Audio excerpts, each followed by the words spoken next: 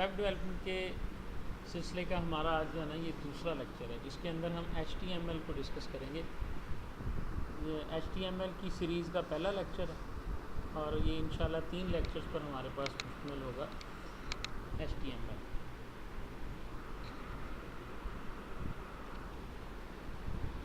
जी, अगर हम बात करें एक वेब पेज की, तो हमारे पास एक वेब पेज के अंदर क्या क्या चीज़ें मौजूद होती हैं। तो वेबसाइट जो होती है इसको आप अपने हिसाब से भी कई हिस्सों में डिवाइड कर सकते हैं। आप कह सकते हैं जी कि एक वेब पेज जो है उसमें हेडर होता है, उसमें नेविगेशन होती है, उसके अंदर जो है वो लिंक्स की एक बार होती है, उसके अंदर फुटर होता है, उसके अंदर कंटेंट्स होते हैं। इस तरह भी हम उसको डिवाइड कर सकते हैं। ठीक है, कोई भी एग्ज़ाम्पल आप ले सकते हैं। यहाँ पे ये आपके सामने एक वेबसाइट है, ठीक है। इसको अगर हम इसकी एग्ज़ाम्पल को लेते हैं, फॉर एग्ज़ाम्पल हम इसको ले लेते हैं,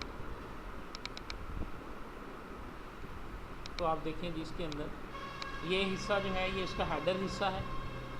ये हाँ, इसके साथ लिंक्स आ गए जो कि राइट साइड पे हैं। कभी ये लिंक्स जो हैं वो लेफ़्ट साइड पे होते हैं किसी वेबसाइट में। इसी तरह ये इसका वो हिस्सा है जिसके अंदर वो सारा कंटेंट आपका लिखा हुआ है। और अगर आप इस वेबसाइट को स्क्रॉल करके नीचे जाएंगे तो ये वाला जो है ये आपका फुटर एरिया। आप इस तरह से भी डिवाइड कर सकते हैं अपनी वेबसाइट को या अपने एक वेब पेज को, कि एक वेब पेज जो है वो हेडर, नेविगेशन बार, जिसको लिंक्स हम कहते हैं, इन पर मुश्तमिल है। लेकिन हमारी जो डिवीज़न है, जिस तरह हम इसको डिवाइड कर रहे हैं, वो डिवीज़न कुछ इस तरह से कि जो हमारा एक वेब पेज है ये बुनियादी तौर पे फ्रंट एंड एलिमेंट्स और बैक एंड एलिमेंट्स पर मुश्तमिल होता है। जैसा कि लेक्चर नंबर 1 में भी मैंने आपको बताया था कि फ्रंट एंड क्या है और बैक एंड क्या है, दोनों चीज़ों के ऊपर हमारी डिस्कस हुई थी। तो आज हम फ्रंट एंड डेवलपमेंट में से जो पहला पार्ट है उसको हम स्टार्ट करेंगे। अगर आप फ्रंट एंड एलिमेंट्स को देखें तो इसके आगे मैंने 3 टेक्नोलॉजीज़ लिखी हैं। फ्रंट एंड एलिमेंट्स जो हैं ये HTML, CSS और जावास्क्रिप्ट से बनते हैं। आगे HTML5 आ गई है, CSS 3 आ गई है, जावास्क्रिप्ट के बहुत सारे जो हैं वो फ्रेमवर्क्स आ गए हैं, जिसमें सबसे पॉपुलर जो है वो jQuery है। इसी तरह JAX है, वो भी इन्हीं तीन चीज़ों में से ही मिलकर बना है। लेकिन बुनियादी जो कोर टेक्नोलॉजीज़ हैं हमारे पास फ्रंट एंड की, वो ये 3 है, HTML है, CSS है और जावास्क्रिप्ट है।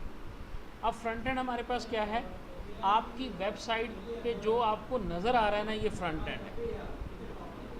आपकी वेबसाइट के ऊपर जो कुछ भी आपको नज़र आता है, जैसे किसी पेज को खोल लें, किसी एक पेज को, ये पेज है आपका, इसके ऊपर जो कुछ आपको नज़र आ रहा है, ये लोगो है, ये एक सर्च बार है, ठीक है जी, ये लिंक्स हैं, इसका कलर रेड है, ये उसके अंदर एक वाइट कलर का सेक्शन बना है जिसके अंदर आपने लिखा हुआ है, ये हेडिंग्स हैं, ये 1 2 3 हैं। इस पेज का जो लुक आपको नज़र आ रही है, जो ये आपके ब्राउज़र आपके पेज में मौजूद है, ये हमारे पास है इसका फ्रंट एंड। पहला काम तो हो गया कि इसको हमने डिज़ाइन करना है। दूसरा काम कहाँ पे स्टार्ट होता है, जिसको हम बैक एंड कहते हैं, वो ये है कि जब आप क्लिक करते हैं किसी भी बटन के ऊपर, किसी भी लिंक के ऊपर, ठीक है, जैसे आप गेट सपोर्ट पर क्लिक करते हैं, अब ये क्लिक करने से आपका जो सर्वर है उसके ऊपर अगर कोई चीज़ एक्टिविटी परफॉर्म हुई है जो कि आपके सामने नहीं हुई, या वो आपके सर्वर के ऊपर परफॉर्म हुई है, तो उसको हम कहते हैं कि ये हमारी वेब पेज का बैक एंड पार्ट है। ये हमारे पास दोबारा उस पेज का फ्रंट एंड पार्ट आ गया। एक एग्जांपल मैं इसकी आपको और देता हूँ। यहाँ W3 स्कूल्स वेबसाइट्स को हम खोलते हैं।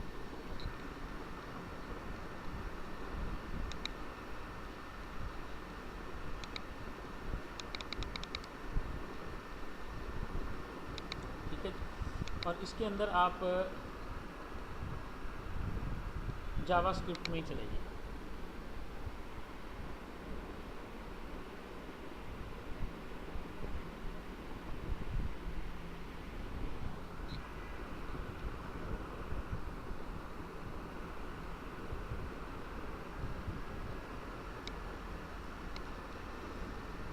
Try it your self. अब जब आप इस पर क्लिक करेंगे तो अपने हेडर को आप गौर से देखिएगा। जब जैसे ही आपने इसके ऊपर क्लिक किया, ये आपके सामने एक किस्म का एडिटर बन गया है। गौर से समझ लें इस चीज़ को। जिस तरह आप C++ लैंग्वेज में एक एडिटर होता है, उसमें कोड लिखते हैं, या आप विजुअल स्टूडियो के अंदर कोड लिखते हैं। ये अब जो पेज आपके सामने आया है, इसकी ज़ाहरी शक्ल सूरत तो ये है कि एक पार्ट ये है और एक पार्ट ये है और ये इसका हेडर है, लेकिन हकीकतन ये बेसिकली एक एडिटर है W3 स्कूल्स का। यहाँ आप कोड लिखेंगे और ये कोड की आउटपुट जो है वो आपको यहाँ पर नज़र आएगी। बात समझ में आई है नहीं? लेकिन ये कैसे नज़र आती है? ये सी रिज़ल्ट के बटन पर क्लिक करने से। अब जब हम सी रिज़ल्ट के बटन पर क्लिक करते हैं, ये हमारा सारा कोड सर्वर के पास जाके सबमिट होता है। वहाँ पे एक कोई भी बैकएंड सर्विस है जो हमारे इस कोड को एग्जीक्यूट करती है। एग्जीक्यूट करने के बाद उसकी आउटपुट को इस हिस्से में वो सेंड करती है। जैसे अभी है, इसके ऊपर जो है ना वो माई फर्स्ट जावास्क्रिप्ट लिखा हुआ है। मैं इसकी जगह जो है ना वो लिख देता हूँ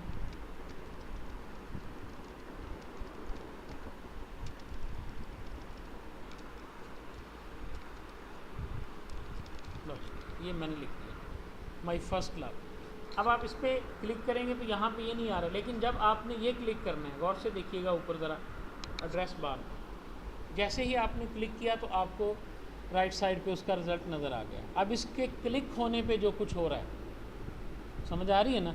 ये इसकी फंक्शनैलिटी है, इसका ताल्लुक़ इसके नज़र आने से नहीं है। ये इस वेबसाइट की या इस वेब पेज की क्या है?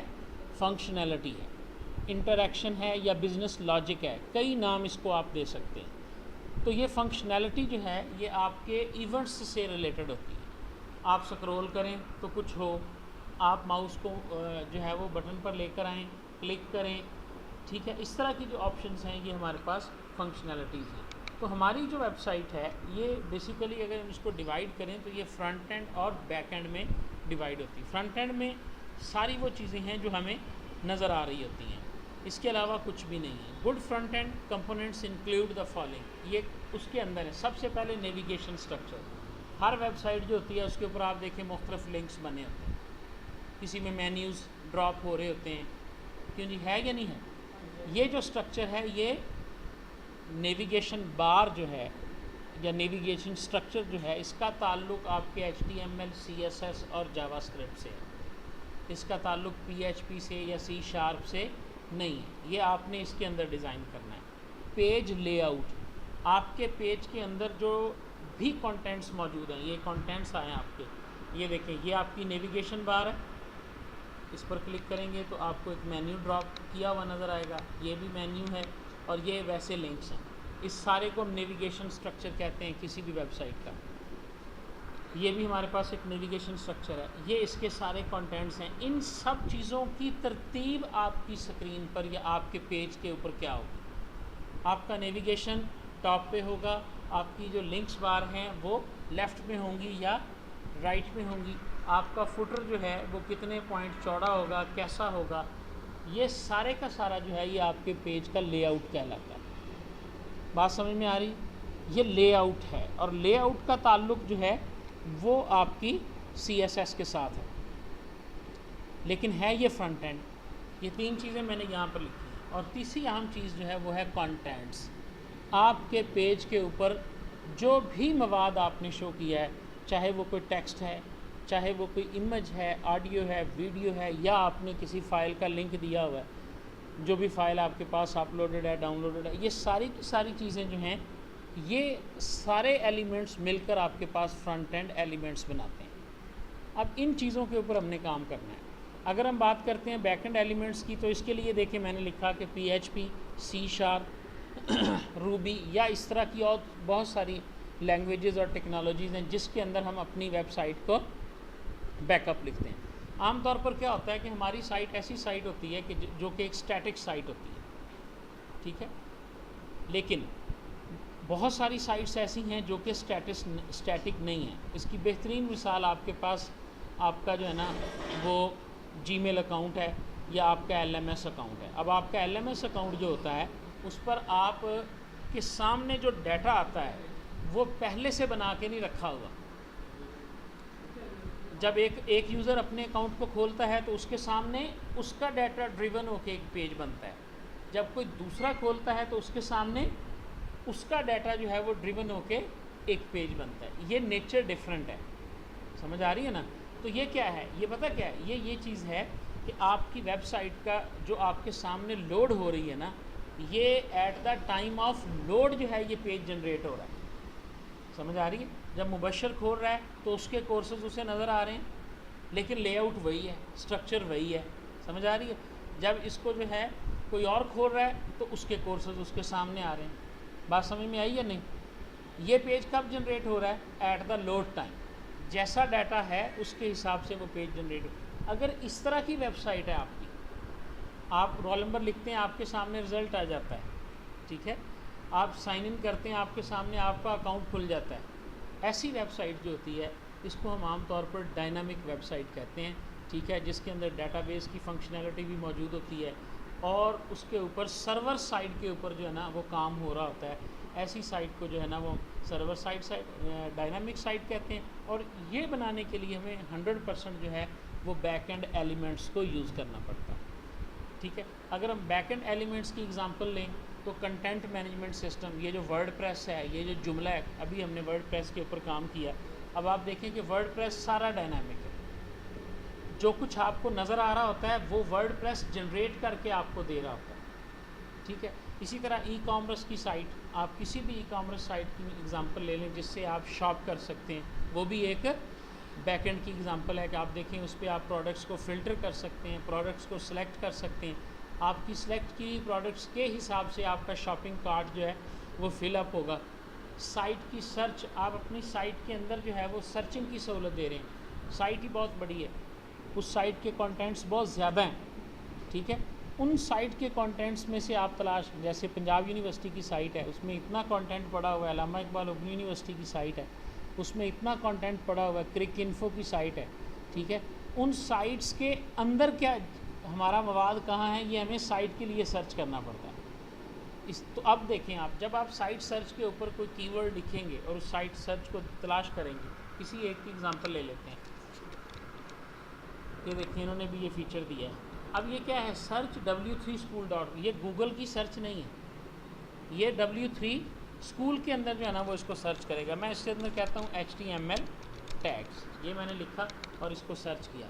अब ये जो पेज सर्च के बटन दबाने के बाद मेरे सामने आया है, ये पेज स्टैटिक नहीं है, समझ आ रही है, ये पेज स्टैटिक नहीं है, ये पहले से बना हुआ नहीं पड़ा हुआ था, ये इस रिज़ल्ट की बुनियाद पे जनरेट हुआ है और जनरेट होने के बाद हमारे सामने आया है। इस बात की समझ आ गई। तो ये भी एक बैकएंड एलिमेंट की एग्जांपल है। कॉन्टैक्ट फॉर्म्स हैं हमारे सामने, ठीक है। अच्छा जी, कॉन्टैक्ट फॉर्म्स, आपकी वेबसाइट के ऊपर एक फॉर्म बना हुआ है, आप उसके अंदर कॉन्टैक्ट अस का फॉर्म है, वो आप उसके अंदर जो भी लिखते हैं वो जैसे ही बटन प्रेस करते हैं उसका सेंड का, तो वो ईमेल चली जाती है यूज़र को। अब ये भी बैक एंड एलिमेंट है, इसका फ्रंट एंड के साथ कोई ताल्लुक़ नहीं। आपका फॉर्म नज़र कैसे आएगा, ये फ्रंट एंड है, आप उसमें लिखेंगे ये फ्रंट एंड है। लेकिन जब आप सबमिट के बटन पर क्लिक करते हैं और वो क्वेरी आपकी सबमिट हो जाती है किसी डेटाबेस के अंदर या किसी को ईमेल चली जाती है, तो वो जो फंक्शनैलिटी परफॉर्म हो रही है वो आपका क्या है, वो बैक एंड है, ठीक है जी। इसी तरह ऑनलाइन डेटाबेसेस से तो कॉन्सेप्ट आपको है कि आपकी वेबसाइट अगर किसी डेटाबेस से लिंक है और वो उसके अंदर से रिज़ल्ट्स को दिखा रही है, तो देन तो ये जो है ना वो components of back and elements के अंदर ही ये चीज़ आती है। फ्रंट एंड और बैक एंड की कॉन्सेप्ट समझ में आ गया? हाँ जी मुबशर, क्लियर हो गया।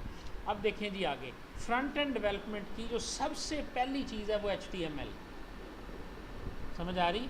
आपकी वेबसाइट के अंदर तीन चीज़ें हैं, एक आपकी वेबसाइट का मवाद है जो उसके अंदर आपने टेक्स्ट, तस्वीर, ऑडियो, वीडियो रखा हुआ है। दूसरा उसका वो लेआउट है जो मैंने क्या कहा था कि हम CSS में बनाएंगे। कंटेंट्स जो है ये सारे का सारा HTML के ज़रिए आप अपनी वेबसाइट में डालते हैं। हाइपर टेक्स्ट लैंग्वेजेस है, ठीक है जी। और इसके अंदर अगर आप देखें तो इसका सबसे बड़ा फ़ायदा क्या है कि form building blocks of HTML pages allows text, images and other objects to be embedded. आपके पेज के अंदर आप चाहते हो कि फ़लाँ चीज़ मैंने डालनी है HTML, ठीक है। गौर से इन तीनों चीज़ों को ज़रा समझें, मेरी तरफ देखें, इसको छोड़ें कि आप चाहते हो कि मैंने अपने पेज के अंदर वीडियो को शो करना है, HTML का काम है। आप चाहते हो कि ये वीडियो पेज के राइट कॉर्नर में शो हो, CSS का काम है। ये HTML का काम नहीं है, ये लेआउट आप चेंज कर रहे हैं अपने पेज का। वरना तो बाय डिफ़ॉल्ट पेज क्या है, अगर आपने पहले 3 पैरे लिखे हैं, 3 पैरों के बाद आपने क्या लिखा है, वीडियो डाली है, तो वो तो 3 के नीचे आएगी। लेकिन अब आप क्या चाह रहे हैं, नहीं ये वीडियो यहाँ से निकले, अपने इस लेआउट को तोड़े और मुझे राइट कॉर्नर पे लगी हुई नज़र आ जाए। ठीक है, जैसे ये पेज खुले ये चलनी शुरू हो जाए। तो ये चीज़ किसने, लेआउट को किसने कंट्रोल करना है, CSS ने कंट्रोल करना है। HTML जो हमारा आज का टॉपिक है, HTML with the help of JavaScript and CSS, इन दोनों से मिलकर आपके पेज, आपकी वेबसाइट का फ्रंट एंड जो है वो कंप्लीट होता है इन दोनों की मदद से। लेकिन हमारे पास जो HTML है इसको हम यूज़ करते हैं अपनी वेबसाइट्स में हर किस्म के मवाद को एंटर करने के लिए। जो चीज़ आपके पेज में एज अ कंटेंट यूज़ होगी वो HTML के थ्रू होगी। इसको आम ज़ुबान में हम हाइपर टेक्स्ट भी कह लेते हैं, हाइपर मीडिया भी कह लेते हैं। ठीक है, अब HTML के अंदर हमारे पास क्या होता है जी, किस तरह हम HTML को ऑर्गेनाइज करते हैं। ये बड़ी सिंपल सी चीज़ है, कुछ को इसका पता भी है, कुछ को नहीं भी पता। HTML जो है बेसिकली ये आम प्रोग्रामिंग लैंग्वेजेस से हट के है। आम प्रोग्रामिंग लैंग्वेजेस में वेरिएबल्स होते हैं, लूप्स होती हैं, समझ आ रही है, कंट्रोल स्ट्रक्चर होता है। ये वो लैंग्वेज नहीं है, ये हाइपर मार्कअप निशान ज़दा बेसिकली कुछ चीज़ें हैं जो अलग-अलग से चीज़ों को असेंबल करने के लिए। तो इसमें आप देखें कि हमारे पास ये टैग्स की सूरत में ये HTML टैग्स, वो मैंने नीचे एग्जांपल दी हुई हैं, जैसे P एक टैग है, div एक टैग है, इमेज एक। हर टैग किसी पर्टिकुलर किस्म के कंटेंट को या एलिमेंट को वेब पेज में इंसर्ट करने के लिए, एम्बेड करने के लिए इस्तेमाल होता है। समझ आ रही है ना। Each HTML describes different document contents. तो ये चंद एग्जांपल्स हैं जिसमें जैसे P है, P फॉर पैराग्राफ। अगर आप अपनी वेबसाइट के अंदर एक पैराग्राफ ऐड करना चाहते हैं, आप P का टैग यूज़ करेंगे। अगर आप अपनी वेबसाइट के अंदर एक अलहदा सेक्शन बनाना चाहते हैं, कंटेनर बनाना चाहते हैं, तो div का टैग आप यूज़ करेंगे, div फॉर डिवीजन। ठीक है, अगर आप अपनी वेबसाइट के अंदर एक इमेज दाखिल करना चाहते हैं तो आप इमेज का या IMG के नाम का टैग जो है ना वो यूज़ करेंगे। ठीक है, अब टाइप्स ऑफ HTML टैग्स, ये हमारा इम्पॉर्टेंट पार्ट है जिसको आप ये कहीं लिखा हुआ नहीं है, ये मैंने अपने इस कोर्स के हवाले से इसकी टाइप्स को डिवाइड किया है कि हमने एक दिन में एक टाइप को देख लेना है, दूसरे दिन में हमने सबसे जो पहली टाइप है ना वो तो बेसिक टैग्स हैं, जिनके ज़रिए हम अपनी वेबसाइट के अंदर मुख्तलिफ़ किस्म के कंटेंट्स को दाखिल करते हैं। मसलन PA इमेज एंड टेबल, आपने टेबल दाखिल करना है, टेबल का टैग बना लिया। आपने एक लिस्ट बनानी है 1 2 3, आपने जो है ना वो UL या OL का टैग इस्तेमाल कर लिया। आपने तस्वीर को दाखिल करना है, आपने IMG का टैग इस्तेमाल कर लिया। आपने A फॉर एंकर, यानी अगर आपने लिंक कोई ऐड करना है तो आपने A का टैग यूज़ कर लिया। ये सारे बेसिक टैग्स हैं, यही हमने आज सारे पढ़ने हैं। आज हम सारे बेसिक टैग्स को लगाना, उसको इस्तेमाल करना, उसको यूज़ करना जो है ना वो सीख लेंगे। अच्छा, दूसरे टैग पता क्या है, जो दूसरी क्लास है इसकी, वो है कंटेनर टैग्स। ऐसे टैग्स जो इटसेल्फ कुछ नहीं है लेकिन वो कंटेन करते हैं दूसरे एलिमेंट्स को अपने अंदर, जैसे div है। समझ आ रही है ना। हाँ, जो आप अपनी चीज़ों को ऑर्गेनाइज करना आपके पास 4 तस्वीरें आपने दाखिल करनी है, लेकिन आप चाहते हो कि ये चारों एक ग्रुप की शक्ल में मैं एक्सेस कर सकूँ। ठीक है, आप एक इमेज टैग से एक तस्वीर, दूसरे इमेज से दूसरी, तीसरे से तीसरी, चौथे से 4 तस्वीरें ऐड हो गई। लेकिन अब आप क्या चाहते हो कि ये चारों को मैं इन फ्यूचर डील करूं एज अ सिंगल ग्रुप। तो अब आपको क्या करना पड़ेगा, इन चारों के ऊपर एक कंटेनर टैग लगाना पड़ेगा। समझ आ रही, आप div लगाओगे, div के अंदर ये चारों रख दोगे, कोई फ़र्क नहीं पड़ेगा ज़ारी शक्ल सूरत में आपको, आप देखोगे सेम चीज़ है जो आप। लेकिन सिंथेटिकली अब क्या हो गया, सिंथेटिकली ये हो गया कि ये div एक कंटेनर है और इस कंटेनर के चाइल्ड कितने हो गए, वो 4 इमेज जिसकी मैं बात कर रहा हूँ। यानी अगर हम इसको यहाँ पर मैं आपको लिख के दिखाऊं, ये देखिए ज़रा, ये मेरे पास बॉडी है, ये मैंने इसके अंदर div लिखा, ठीक है, और ये मैंने div को एंड कर दिया। अब मैं इसके अंदर जो है वो img एंड /img, ये देखिए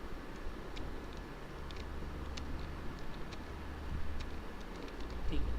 असल इमेज इसने शो करना है, जो बेसिक टैग है मेरा, समझ आ रही है। इन चारों को मैं चाहता हूँ कि मैं एज अ ग्रुप ट्रीट करूँ, तो मेरे पास ये div जो है, आप देखें div के अंदर मैंने कुछ नहीं लिखना। div is a container, div contain कर रहा है दूसरे टैग्स को या दूसरे बेसिक एलिमेंट्स को, और इसकी हमें ज़रूरत पड़ती है। हमने अपने जो हमारे कंटेंट्स होते हैं उसके ग्रुप्स बनाने होते हैं, सेक्शंस बनाने होते हैं, फिर उन सेक्शंस को हमने लेआउट के अंदर प्रेजेंट करना होता है।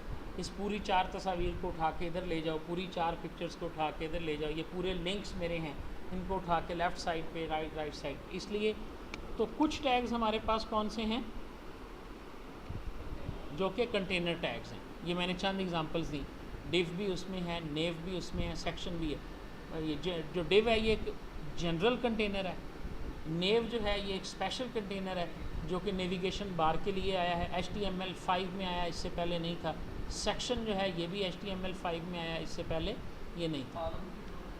हाँ जी, इसी तरह उसके बाद तीसरा है, आपने देखा होगा कि आपने बहुत सारी वेबसाइट्स को यूज़ किया है, तो उसके अंदर समटाइम्स आपके सामने ऐसे टैग्स आते हैं, जैसे अभी आया था कि जब मैंने इस पर क्लिक किया तो ये देखें ये क्या लिखा हुआ है, ये एक बॉक्स है जिसके अंदर मैं टाइप कर रहा हूँ।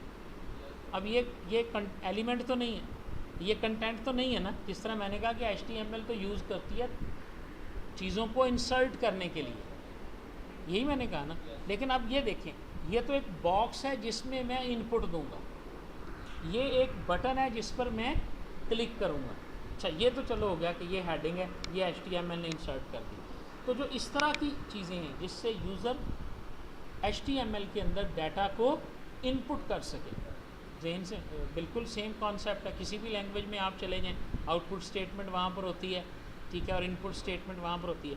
तो HTML के अंदर जो तीसरे टैग्स हैं वो फॉर्म्स के टैग्स हैं, जो कि यूज्ड होते हैं to take input from user in a web page. आप अपने यूज़र एक वेब पेज ऐसा बनाना चाहते हैं जिसमें यूज़र से आप इनपुट लेके, बेशक उसको आपने सर्वर के ऊपर सेंड करना है, उसको कैलकुलेट करना है, जो भी करना है, लेकिन आप यूज़र से कुछ एंटर करवाना चाहते हैं।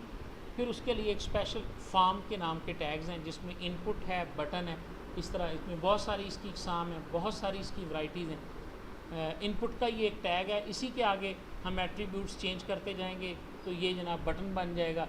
इसके एट्रीब्यूट को चेंज करेंगे इनपुट को, ये रेडियो बटन बन जाएगा, ये चेक बॉक्स बन जाएगा। ये तो इस तरह लिस्ट भी इसके अंदर एक आएगा हमारे पास। उसके बाद हमारे पास जो चौथी किस्म के टैग्स हैं वो हैं मीडिया टैग्स। मीडिया टैग्स जो हैं, लफ्ज़ मीडिया से मुराद ऑडियो, वीडियो या एनी अदर मीडिया, यानी other than text, other than text जो डाटा आपको आपकी वेबसाइट पे नज़र आता है, आप उसको मीडिया कह सकते हैं। बल्कि हाइपर मीडिया, मैंने एक लफ्ज़ बोला कि ब्राउज़र के अंदर शो होने वाले टेक्स्ट को हम हाइपर टेक्स्ट कहते हैं, और उसके अंदर शो होने वाले मीडिया को हम हाइपर मीडिया, कलेक्टिवली एक टर्म बोलते हैं। जिसमें ऑडियो है, आप कोई ऑडियो फाइल जो है वो शो करना चाहते हैं, कोई वीडियो, अब देखें आप चाहते हो कि आपके ब्राउज़र में एक वीडियो है, सिंपल वीडियो का टैग है, सिंपल वीडियो SRC आगे उसका नाम लिख देंगे, वो वीडियो आपके ब्राउज़र में शो हो जाएगी और प्ले भी हो जाएगी, जिस तरह आप देखते हैं। तो ये हमारे पास मीडिया के टैग, ये 4 किस्म के बेसिक टैग्स हैं। समझ आ गई इस बात की, टैग्स की डिवीजन। हम इसी तरह इनको 1 बाय 1 करके एक दिन में हम इनको सीख लेंगे। टैग क्या है हमारे पास? एक टैग को हमने लिखना कैसे है? टैग एक कीवर्ड है। कीवर्ड का कॉन्सेप्ट सबको पता है। कीवर्ड वो होता है जो किसी भी लैंग्वेज का रिजर्व वर्ड होता है, यानी उसको आप दोबारा से यूज़ नहीं कर सकते, ठीक है ना। ये कीवर्ड है। अच्छा, एक बात यहाँ पर ज़हन में रखिएगा, हम इसको टैग भी बोलेंगे, और एक टैग एक HTML एलिमेंट होता है। ये लफ्ज़ अब बार बार यूज़ होता है। यानी ये देखिए आप, मैंने P लिखा ना, एक P के अंदर एक पैराग्राफ लिख दिया, P का तो टैग है ना, लेकिन ये पूरा एक HTML का एलिमेंट है। आप बिल्डिंग ब्लॉक, P भी, div भी, इमेज भी, ये एक एलिमेंट के तौर पे होगा। तो HTML का जो टैग्स हैं वो हम लिखते कैसे हैं? देखें, आप टैग का नाम लिखेंगे एंगल ब्रैकेट्स के अंदर, उसके बाद उसके अंदर जो आपने लिखना है आप लिखेंगे। हेडिंग है, लिख दें, पैराग्राफ है, लिख दें, जैसे div है। अब div कंटेनर है तो div के अंदर तो दूसरे टैग ही आने हैं ना, तो मैंने वो दूसरे टैग इमेज वगैरह लिखे। तो वो उसका कंटेंट है बेसिकली उस डिव का। ओके, कंटेंट लिखें और उस टैग को स्लैश के साथ बंद कर दें। ज़रूरी नहीं है कि हर टैग जो है वो स्लैश के साथ बंद हो। कुछ टैग्स ऐसे हैं जिनको स्लैश के साथ बंद करने की ज़रूरत नहीं होती, जैसे इमेज टैग है। अब इसको इमेज से आप स्टार्ट तो कर सकते हैं, ठीक है ना, लेकिन ज़रूरी नहीं है कि आप इसको एंड भी करें। जैसे ये मैंने एंड किया हुआ है, ओपन टैग इसका है, क्लोज टैग। कुछ टैग्स ऐसे होंगे जिनमें ओपनिंग और क्लोजिंग लाजमी है ज़्यादातर में, कुछ में ओपनिंग एंड क्लोजिंग नहीं है, वो सिंगल होंगे। आपने इमेज को लहदा से भी यूज़ कर सकते हैं। हाँ जी, वो फ़र्क उसमें कोई नहीं आएगा, ठीक है जी। इसी तरह जो इसका स्टार्टिंग है, जैसे ये है हमारे पास टैग नेम, इसको हम स्टार्ट टैग कहते हैं और इसको हम एंड टैग कहते हैं। और इसके साथ हर टैग के साथ एट्रीब्यूट्स जुड़े होते हैं। अब एट्रीब्यूट्स क्या हैं? एक टैग का बेसिक हमारे पास जैसे हेडिंग है, हम चाहते हैं कि ये टेक्स्ट हेडिंग बन जाए। अब हेडिंग से क्या मुराद होता है? उसका फ़ॉन्ट बड़ा हो जाए, हम उसको H1 में बंद कर देंगे, H2 में बंद कर देंगे। हम चाहते हैं कि ये इमेज आ जाए। अब देखिए, इमेज को तो ऐड करेगा, ये बात तो समझ में आ गई। लेकिन अगर आप चाहते हो कि इमेज का साइज़ ये हो, विड्थ ये हो, हाइट ये हो, तो ये चीज़ हम एट्रीब्यूट से हैंडल करेंगे। HTML एलिमेंट्स, अब एलिमेंट्स से मुराद टैग्स। HTML के जो एलिमेंट्स हैं can have attributes that provide additional information about an element. जो आपका एलिमेंट है, जैसे मैंने यहाँ पर मिसाल दी है, एक छोटी सी एग्जांपल दी है, और वो एग्जांपल देखें क्या है। मैंने लिखा IMG SRC mysun.jpg लिखना था, ये JOG लिखा गया। अब ये जो मैंने लिखा है ना, IMG तो एक टैग है, लेकिन SRC के आगे उस फाइल का नाम लिखना ये एट्रीब्यूट है। मैंने लिखा A फॉर एंकर टैग, ऐसा टैग जो कि लिंक बनाएगा। href इक्वल आगे ब्रैकेट्स के अंदर, ये जो है ये एक एट्रीब्यूट है जिसमें मैंने वैल्यू दे दी कि जब भी कोई बंदा दिस इज़ अ लिंक पर क्लिक करेगा तो कौन सी वेबसाइट खुलेगी? theiteducation.com। समझ आ रही है? इसी तरह, और इसको लिखने का बिल्कुल सिंपल तरीका है कि कहाँ? स्टार्ट टैग के अंदर। कौन से टैग के अंदर? स्टार्ट टैग के अंदर पहले आप एट्रीब्यूट का नाम लिखेंगे, फिर इक्वल डाल के डबल कोटेशंस के अंदर आप उसकी वैल्यू लिखेंगे। ये जनरल रूल है किसी भी HTML टैग के एट्रीब्यूट लिखने का, ठीक है। मैं आपके सामने ना इसको लिख के दिखाता हूँ ताकि क्लियर हो जाए। जैसे ये है इमेज, ये इमेज है, यहाँ मैंने लिखा SRC, यहाँ मैंने उस फाइल का नाम लिख दिया, ये देखें डबल कोटेशन डाला, मैंने लिख दिया जी slider1.jpg, ठीक है। अब इसके आगे स्पेस, मैंने लिखा इसका विड्थ इक्वल, मैंने लिख दिया 200 पिक्स, ठीक है। फिर मैंने लिख दी HEGIT हाइट, ठीक है। और इसमें मैंने लिख दिया कि 400 पिक्स। देख रहे हैं ना? अब ये एट्रीब्यूट्स हैं, ये एक एट्रीब्यूट है, ये दूसरा एट्रीब्यूट है, और ये हमारे पास एक तीसरा एट्रीब्यूट है। समझ आ गई? हर टैग के अलग-अलग एट्रीब्यूट्स हैं। लेकिन यहाँ पर मैं एक चीज़ आपको बताता चलूँ कि अब HTML5 के आने से बहुत सारे टैग्स ऐसे हैं कि जिनके एट्रीब्यूट्स ख़त्म हो गए, ठीक है। ये हम जैसे जैसे आगे देखते जाएंगे तो हमें पता चलता जाएगा कि कौन सा एट्रीब्यूट HTML5 से पहले था और अब वो चला गया है CSS के अंदर। मसलन अब आप इमेज के टैग के लिए कभी भी हाइट और विड्थ को यूज़ नहीं करते HTML5 में। आप इमेज लगा लेते हो और इस इमेज की जितनी भी विड्थ है उसको आप CSS के ज़रिए जाके जो है ना वो कंट्रोल करते हैं। तो ये हम देखेंगे, जब एक एक टैग को आप पढ़ेंगे, उसकी तफसील में जाएंगे तो आपको क्लियरली पता चल जाएगा कि कौन सा टैग है और उसका कौन सा एट्रीब्यूट जो है वो अब ऑब्सोलीट हो गया है, ख़त्म हो गया है, उसका कोई यूज़ नहीं रहा। आप उसको CSS के थ्रू जो है वो यूज़, देखें CSS बाद में है, HTML पहले है। पहले सारा कुछ HTML में था, कंट्रोलिंग भी HTML में थी, लेआउट भी HTML में था, ठीक है।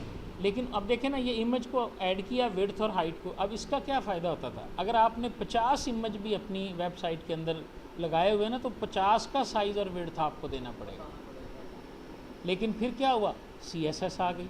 CSS ने क्या किया कि आप 50 इमेज ऐड करो और CSS में जाके एक लाइन लिख के सबका ही जो है ना वो सेट कर दो। ठीक है, तो फैसिलिटेशन आई हमारे पास कैस्केड स्टाइल शीट के साथ। ठीक है जी, HTML एग्ज़ाम्पल अब हमारे सामने। एक HTML पेज क्या होता है? ये पेज आपके सामने लिखा हुआ है, इसमें जिस चीज़ की नहीं समझ वो पूछ लें। मैं आपको इसकी एग्ज़ाम्पल बताता हूँ। आपका जो हमने चूँकि HTML5 से ही स्टार्ट करना है, आपका जो HTML5 है ये स्टार्ट होगा इस टैग से colon exclamation sign doctype HTML। ये पहली लाइन बताएगी ब्राउज़र को कि ये HTML5 है, डॉक टाइप HTML। ठीक है, उसके बाद आपका HTML का जो पूरा पेज है, जो आपके HTML का एक पूरा पेज है, याद रखें, ये देखिए। ठीक है, वो तो हमने पढ़ लिया ना कि हर टैग जो है उसका एक स्टार्टिंग भी है और एक एंडिंग भी है। ठीक है, ये यहाँ से मैं इसको डिलीट कर रहा हूँ ताकि हमें पूरा पेज जो है वो एक ही स्क्रीन के व्यू के अंदर नज़र आ जाए। ये देखें, ये आपका HTML, ये आपका HTML बंद हो गया। आपके HTML डॉक्यूमेंट जो है ये ब्रॉडली दो हिस्सों में डिवाइडेड है। एक इसका हेडर पार्ट है जिसके अंदर लिखा हुआ आपको कभी ब्राउज़र में नज़र नहीं आएगा। जो कुछ आपने हेडर के अंदर लिखना है, ये इसका जो हेड सेक्शन है, इसमें लिखा हुआ आपको ब्राउज़र में नज़र नहीं आता। याद रखें, आपके ब्राउज़र में क्या नज़र आता है, यानी अगर हम किसी भी वेबसाइट की ये जो कुछ हमें ब्राउज़र में नज़र आ रहा है ना, ये सारे का सारा इस पेज के बॉडी सेक्शन में लिखा होगा। आप राइट क्लिक करें और इसका पेज सोर्स देखें, ये उस पेज का सोर्स हमारे सामने खुल गया। Ctrl F BODY बॉडी, ये देखें, ये यहाँ से बॉडी स्टार्ट हो रहा है और ये एंड तक जा रहा है। स्लैश बॉडी को ढूंढें, ये यहाँ तक जा रहा है। देखें जी, जो कुछ है वो सारा इस बॉडी के अंदर ही है। तो आपके ब्राउज़र में जो कुछ नज़र आएगा वो आपके बॉडी सेक्शन के अंदर मौजूद होगा। ठीक है, हेड सेक्शन के अंदर हम डिफरेंट चीज़ों को यूज़ करेंगे। हम अपने स्टाइल शीट को इसके अंदर यूज़ करेंगे, अपने स्क्रिप्ट्स को इसके अंदर रखेंगे, अपने मेटा टैग्स को जो है वो इसके अंदर रखेंगे। बाकी बहुत सारा काम है जो हमने हेड सेक्शन के अंदर भी करना होता है, लेकिन ये मैंने जनरल रूल बता दिया। जो आप हेड में लिखेंगे वो ब्राउज़र में शो नहीं होगा। जो चीज़ आप ब्राउज़र में शो करना चाहते हो वो आपको बॉडी सेक्शन के अंदर जो है ना वो लिखनी पड़ेगी। ये एक जनरल रूल है हेड का और बॉडी का। बाकी ज़ाहिर है हेड में हमने क्या क्या कुछ लिखना है ये बाद में हम देखेंगे। बॉडी, हमारे पास बॉडी यहाँ से स्टार्ट हुआ और बॉडी आपका यहाँ पे ख़त्म हो गया। अगर हम इसको ओवरऑल देखें तो HTML की डॉक्यूमेंट जो है इसके दो मेन एलिमेंट हैं। कौन कौन से? Head and body. ठीक है, अब यहाँ ये मैं इसकी पर्टिकुलर बात कर रहा हूँ। अच्छा, बॉडी के अंदर मेरे पास एक और एलिमेंट, जो अगला एलिमेंट है वो है डिव का। ठीक है, डिव के अंदर एक एलिमेंट है जो कि है इमेज का। आप देखें, मैंने ना इंडेंटेशन की है और ये आपने अपनी आदत बनानी है शुरू दिन से कोड लिखते वक्त। ये हेड है, इसका अगला हिस्सा जो है, जो इसका सब पार्ट है, वो आपने टैब दे के लिखना है ऐसे। ठीक है, अब ये टाइटल जो है ये हिस्सा किसका है? हेड का है ना, तो आपने इसको भी यहाँ करके लिखना है। ठीक है ना, अभी हमने जो एग्ज़ाम्पल पढ़ी है उसके अंदर भी ये थी।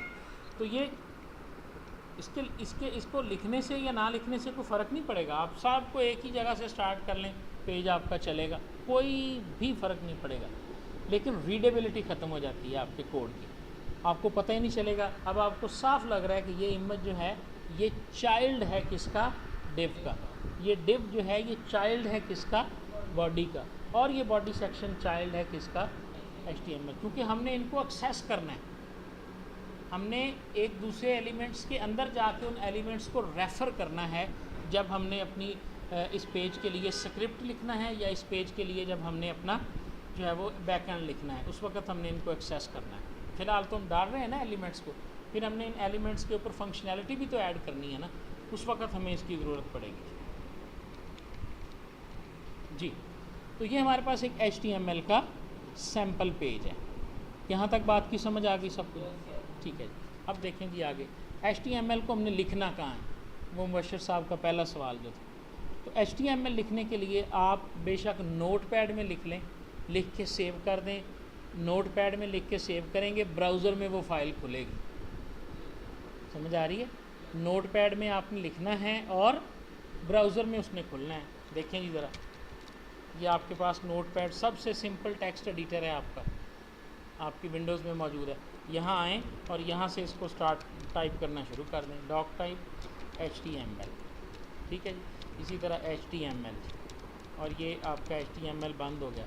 मेरी एक आदत है कि मैं जिस टैग को खोलता हूँ उसको उसी वक्त बंद कर लेता हूँ, बाद में एंटर दबाता हूँ ताकि गलती का जो है ना वो खदशा ही ना रहे। ये हेड आ गया और ये मैंने हेड को बंद कर दिया, ठीक है जी। ये मेरे पास बॉडी है और ये मैंने बॉडी को बंद कर दिया, ठीक हो गया ये। और इस बॉडी के अंदर मैंने सिंपल लिख दिया H1 का टैग, ठीक है। दिस इज़ टेस्ट, ये H1 मैंने बंद। लो जी, ये आपका HTML का एक पेज लिखा गया, ठीक है। सिंपल लिखा, फाइल करें, सेव करें और सेव करते हुए इस फाइल का जो भी आप नाम रखेंगे test.html लिखें, test.html, बस ये शर्त है।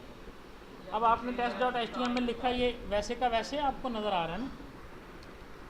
एक चीज़ इसमें रह गई कि ये सेव कहाँ पे हो रहा था। हाँ जी, डेस्कटॉप पे ही है ये।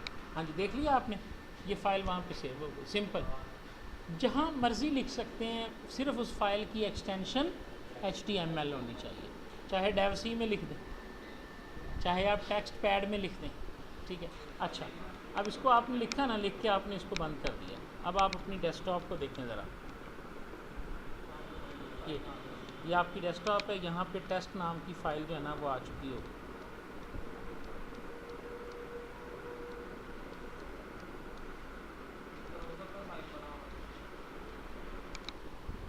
नहीं, वो राइट साइड पे मूव कर गई होगी ना, टेस्ट नाम की जो फाइल है हमारे पास। ओके, हम इसको ब्राउज़र में वैसे ओपन कर लेते हैं, ठीक है।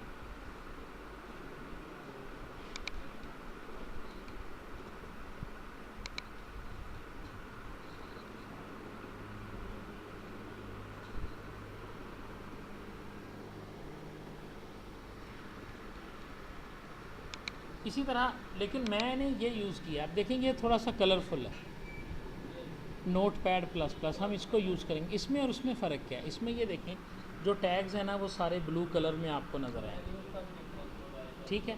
जितने एट्रीब्यूट्स हैं वो सारे आपको रेड कलर में नज़र आएंगे। जो आप लिखेंगे वो आपको मैजेंटा कलर में नज़र आएगा, ठीक है ना। तो थोड़ा सा आसान हो जाएगा आपके लिए, यूज़ टू हो जाएंगे आप। अगर आप किसी भी, लेट्स सपोज आपने इसको यहाँ पे ये देना भूल गए तो आपकी सारी फॉर्मेटिंग इसमें चेंज आपको नज़र आएगी, ठीक है। आप किसी का ये वाला टैग देना भूल गए तब भी आपको एरर नज़र आएगी। तो इस तरह ये देखने में और पढ़ने में और कोड को रीडेबिलिटी में ये बेहतर है। इसके अलावा इसमें या उसमें कोई फ़र्क नहीं है, आप जिस तरह से मर्ज़ी जो है वो इसको यूज़ कर सकते हैं।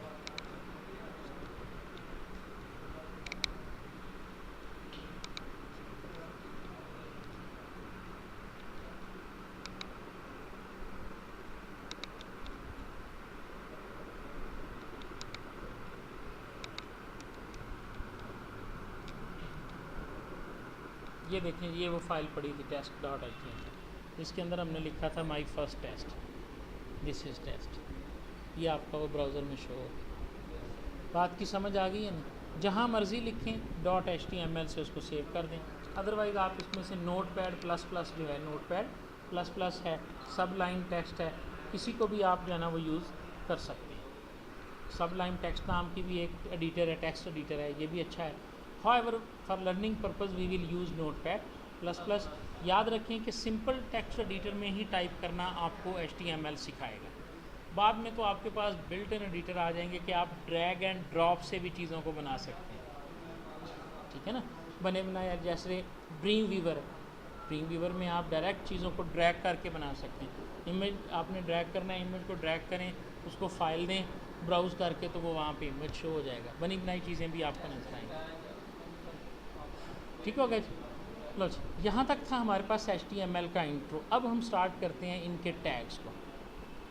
ठीक है, आज जो टैग्स हम पढ़ेंगे वो हेडिंग है, पैराग्राफ है, फॉर्मेटिंग है, quotations, computer code, comments, colours, links, images, list है, टेबल है, आई फ्रेम है, symbols, audio, video, media, YouTube. और ये हम पढ़ेंगे सारे के सारे जो दुनिया का सबसे बेस्ट सोर्स है, कोई बुक लेने की ज़रूरत नहीं है, कोई सोर्स, सबसे बेहतरीन डॉक्यूमेंटेशन HTML के ऊपर और हेल्प जो है वो आपको W3 स्कूल से मिलेगी। वहाँ पर एक एक टैग को ब्रीफली डिस्क्राइब किया गया है और उसकी कोडेड एग्जांपल आपको वहाँ पर दी गई है। आप लाइव जो है वो कोड लिखें और वहाँ पर उसको टेस्ट आउट कर सकते हैं। यहाँ तक बात की समझ आ गई? ठीक है जी, ये जितने इसके अंदर कोड्स है और ये सारी चीज़ें हैं, ये आपने खुद से इसको देख लेनी है। Thank you.